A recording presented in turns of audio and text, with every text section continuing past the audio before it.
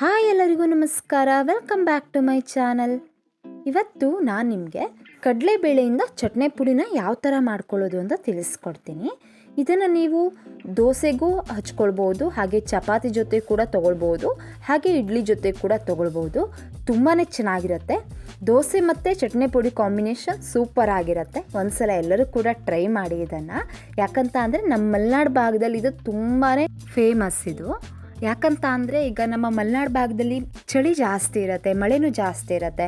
ಅದರಲ್ಲೂ ಚಳಿಗಾಲದಲ್ಲೆಲ್ಲ ಏನಾಗುತ್ತೆ ಅಂದರೆ ನಮಗೆ ಕಾಯಿ ಚಟ್ನಿ ಎಲ್ಲ ಮಾಡ್ತೀವಿ ಅಲ್ವಾ, ಕಾಮನ್ ಆಗಿ ಅದೆಲ್ಲ ಮಾಡಿಕೊಂಡ್ರೆ ಗಟ್ಟಿ ಆಗಿಬಿಡುತ್ತೆ ಸ್ವಲ್ಪ ಹೊತ್ತು ಬಿಟ್ಟು. ಸೊ ಅದ್ರ ಸಲುವಾಗಿ ನಾವು ಆ ಟೈಮಲ್ಲಿ ಇದನ್ನು ಮಾಡಿಟ್ಕೋತೀವಿ. ಯಾಕಂದರೆ ಇದನ್ನು ಸ್ಟೋರ್ ಮಾಡಿಟ್ಕೊಳ್ಳೋದ್ರಿಂದ ನಮಗೆ ಬೇರೆ ಏನು ಮಾಡೋದು ಬೇಕಾಗಿರಲ್ಲ, ಹಾಗೆ ತುಂಬಾ ಟೇಸ್ಟಿ ಆಗಿರೋದ್ರಿಂದ ನಾವು ಕಾಮನ್ ಆಗಿದ್ದನ್ನ ಸ್ಟೋರ್ ಮಾಡಿಟ್ಕೋತೀವಿ. ನಿಮ್ಗೆ ತಿಳಿಸ್ಕೊಡ್ತೀನಿ ಈಗ ಯಾವ ಥರ ಮಾಡ್ಕೊಳ್ಳೋದು ಅಂತ ಹೇಳಿ. ಬಟ್ ಫಸ್ಟ್ ಟೈಮ್ ನೀವು ನನ್ನ ಚಾನಲ್ನ ನೋಡ್ತಾ ಇದ್ದರೆ ಸಬ್ಸ್ಕ್ರೈಬ್ ಮಾಡ್ಕೊಳ್ಳಿ. ಬನ್ನಿ ಯಾವ ಥರ ಮಾಡೋದು ಅಂತ ತಿಳಿಸ್ಕೊಡ್ತೀನಿ. ನಾನಿವಾಗ ಕಡಲೆಬೇಳೆ ಚಟ್ನಿ ಪುಡಿ ಮಾಡ್ಕೊಳ್ಳಿಕ್ಕೆ ನಾನು 250 ಗ್ರಾಮ್ ಅಂದರೆ 1/4 kg ಕಡಲೆಬೇಳೆನ ತೊಗೊಂಡಿದ್ದೀನಿ. ಈಗ ನಾನೇನು ಮಾಡ್ತೀನಿ, ಒಂದು ಬಾಣಲೆಗೆ ಏನು ಮಾಡ್ತೀನಿ ಅಂದರೆ ಸ್ವಲ್ಪ ಕೊಬ್ಬರಿ ಎಣ್ಣೆನ ಹಾಕ್ಕೊಂಡಿದ್ದೀನಿ. ಹಾಕ್ಕೊಂಬಿಟ್ಟು ಇದನ್ನು ನೀಟಾಗಿ ಫ್ರೈ ಮಾಡ್ಕೊತೀನಿ. ಸಪೋಸ್ ನೀವು ಇದನ್ನು ಏನಾದರೂ ಜಾಸ್ತಿ ದಿನ ಸ್ಟೋರ್ ಮಾಡೋ ಪ್ಲ್ಯಾನ್ ಏನಾದರೂ ಇದ್ದರೆ ನೀವು ಕೊಬ್ಬರಿ ಎಣ್ಣೆನ ಯೂಸ್ ಮಾಡಬೇಡಿ. ಯಾಕಂತಂದರೆ ಕೊಬ್ಬರಿ ಎಣ್ಣೆ ಜಾಸ್ತಿ ದಿನ ಬರಲ್ಲ, ಅದರ ಸಲುವಾಗಿ.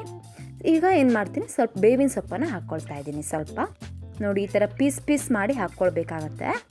ಯಾಕಂತ ಅಂದರೆ ಬೇವಿನ ಸೊಪ್ಪು ತುಂಬಾ ಟೇಸ್ಟ್ ಕೊಡುತ್ತೆ, ಅದರ ಸಲುವಾಗಿ.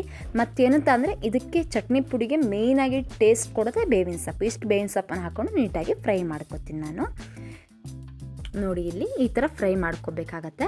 ಇದು ನಾವು ಹಸಿದಿರೋದ್ರಿಂದ ಸ್ವಲ್ಪ ಹೊತ್ತು, ಒಂದು ಮಿನಿಮಮ್ ಆದರೂ ಒಂದು 15ರಿಂದ 20 ನಿಮಿಷ ಫ್ರೈ ಮಾಡಬೇಕಾಗತ್ತೆ. ನೋಡಿ, ಇದು ರೆಡಿ ಆಗಿದೆ. ಇವಾಗ ಕಲರೆಲ್ಲ ನೋಡಿ ಚೇಂಜ್ ಆಗಿದೆ.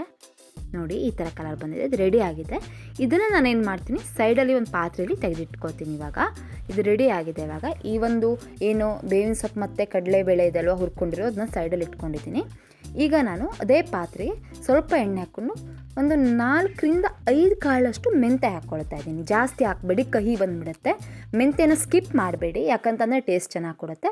ಹಾಗೆ ಇದಕ್ಕೆ ನಾನು ಎಳ್ಳು ಹಾಕ್ಕೊಳ್ತಾ ಇದ್ದೀನಿ.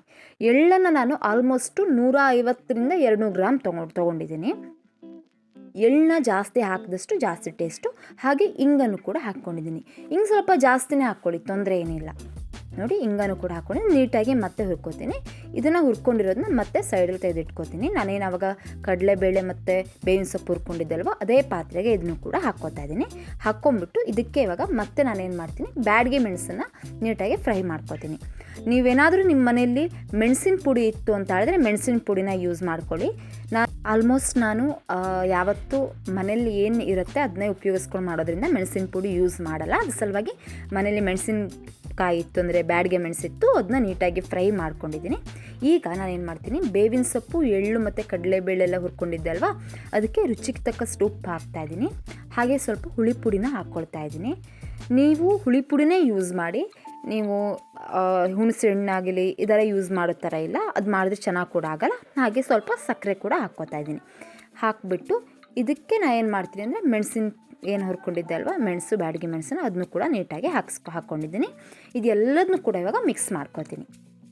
ಇದನ್ನು ನೀಟಾಗಿ ಮಿಕ್ಸ್ ಮಾಡ್ಕೋಬೇಕು. ಯಾಕಂದರೆ ಇವಾಗ ನಾವು ಇದನ್ನ ಮಿಕ್ಸಿಲಿ ಗ್ರೈಂಡ್ ಮಾಡಬೇಕಾಗತ್ತಲ್ವ, ಬೀಸಬೇಕಾಗತ್ತಲ್ವ, ಅದರ ಸಲುವಾಗಿ ಚೆನ್ನಾಗಿ ಹುಡ್ಕೋಬೇಕಾಗತ್ತೆ. ನೋಡಿ, ಇದು ರೆಡಿ ಆಗಿದೆ. ಇದನ್ನು ನಾನೇನು ಮಾಡ್ತೀನಿ ಅಂದರೆ ಮಿಕ್ಸಿ ಜಾರ್ ತೊಗೊಂಡು ಅದರಲ್ಲಿ ಮಿಕ್ಸ್ ಮಾಡ್ಕೋತೀನಿ, ಅಂದರೆ ಪುಡಿ ಮಾಡಬೇಕಾಗತ್ತೆ. ಅದರ ಸಲುವಾಗಿ ನೋಡಿ, ಈ ಥರ ಮಿಕ್ಸ್ ತೊಗೊಂಡಿದ್ದೀನಿ. ಇದಕ್ಕೆ ಇವಾಗ ನಾನು ಹಾಕ್ಕೊಂಡು ಮಿಕ್ಸ್ ಮಾಡ್ಕೋತೀನಿ ನೀಟಾಗಿ. ನೀವು ಇದನ್ನು ಜಾಸ್ತಿ ಸ್ಮೂತ್ ಅಂದರೆ ಪೌಡರ್ ಥರ ಮಾಡಬಾರ್ದು. ಇದನ್ನು ಸ್ವಲ್ಪ ತರಿಯಾಗೇ ಇರಬೇಕು. ತೋರಿಸ್ತೀನಿ ನಿಮಗೆ ಇವಾಗ. ಇದನ್ನು ನೋಡಿ, ಇಷ್ಟು ತರಿಯಾಗಿರಬೇಕಾಗತ್ತೆ. ಈ ಥರ ತರಿಯಾಗಿದ್ದರೆ ದೋಸೆಗೆಲ್ಲ ತುಂಬಾ ಚೆನ್ನಾಗಿರುತ್ತೆ. ಇದಕ್ಕೆ ಕೊಬ್ಬರಿ ಎಣ್ಣೆ ಹಾಕ್ಕೊಂಡ್ಬಿಟ್ಟು ಹಾಗೆ ನಾವು ದೋಸೆಗೆ ಹಚ್ಕೊಂಡು ತಿನ್ಬೋದು. ತುಂಬಾ ಟೇಸ್ಟಿಯಾಗಿರುತ್ತೆ. ಒಂದ್ಸಲ ಎಲ್ಲರೂ ಕೂಡ ಟ್ರೈ ಮಾಡಿ. ನೋಡಿ, ಇದನ್ನು ಒಂದು ಪ್ಲೇಟ್ಗೆ ಹಾಕ್ಕೋತೀನಿ, ಪಾತ್ರೆಗೆ. ನೋಡಿ, ಇದನ್ನು ಹಾಕ್ಕೊಂಡಿದ್ದೀನಿ. ಸೊ ಇದನ್ನು ನೀಟಾಗಿ ಮತ್ತೆ ಮಿಕ್ಸ್ ಮಾಡಿದ್ದೀನಿ. ಇಲ್ಲಿ ಯಾಕೆ ಮಿಕ್ಸ್ ಮಾಡ್ಕೋತಾ ಇದ್ದೀನಿ ಅಂತ ಹೇಳಿದ್ರೆ, ನಾನು 2 ಜಾರಲ್ಲಿ ತೊಗೊಂಡಿದ್ದೀನಿ. ಯಾಕಂತಂದರೆ ಒಂದೇ ಜಾರಲ್ಲಿ ಹಿಡಿಯಲ್ಲ ಅಂತ ಹೇಳಿ.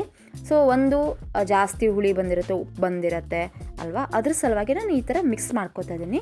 ನೀವು ಅಷ್ಟೇ, ನೀವು ಒಂದೇ ಜಾರಲ್ಲೇ ಬೇಕಿದ್ರೂ ಮಾಡಿ, 2 ಜಾರಲ್ಲೇ ಬೇಕಿದ್ರೂ ಮಾಡಿ, ಅದನ್ನು ಮಿಕ್ಸ್ ಮಾಡ್ಕೋಬೇಕಾಗತ್ತೆ. ನೋಡಿ, ಇದು ರೆಡಿ ಆಗಿದೆ. ಈ ಥರ ನೀವು ಮಾಡ್ಕೊಳ್ಬೋದು. ಇದನ್ನು ದೋಸೆ ಜೊತೆಗಿರ್ಬೋದು, ಹಾಗೆ ನೀವು ಚಪಾತಿ ಜೊತೆಗಿರ್ಬೋದು, ಇಡ್ಲಿ ಜೊತೆಗೆಲ್ಲ ತುಂಬಾ ಚೆನ್ನಾಗಿರುತ್ತೆ. ಒಂದ್ಸಲ ಎಲ್ಲರೂ ಕೂಡ ಟ್ರೈ ಮಾಡಿ ಹೇಗಿತ್ತು ಅಂತ ಕಾಮೆಂಟ್ ಬಾಕ್ಸ್ನಲ್ಲಿ ತಿಳಿಸ್ಕೊಡಿ. ನಿಮಗೇನಾದರೂ ಗೊತ್ತಾಗಿಲ್ಲ ಅಂತ ಹೇಳಿದ್ರೆ ಪ್ರಮಾಣ ಇರ್ಬೋದು ಏನಾದರೂ ಕಾಮೆಂಟ್ ಬಾಕ್ಸ್ನಲ್ಲಿ ತಿಳಿಸ್ಕೊಡಿ, ನಾನು ನಿಮಗೆ ತಿಳಿಸ್ಕೊಡ್ತೀನಿ ಯಾವ ಥರ ಅಂತ ಹೇಳಿ. ಐ ಹೋಪ್ ಇವತ್ತಿನ ವಿಡಿಯೋ ಇಷ್ಟ ಆಯಿತು ಅನ್ಕೋತೀನಿ. ಎಲ್ಲರಿಗೂ ಕೂಡ ಇಷ್ಟ ಆದರೆ ಸಬ್ಸ್ಕ್ರೈಬ್ ಮಾಡಿ. Thank you.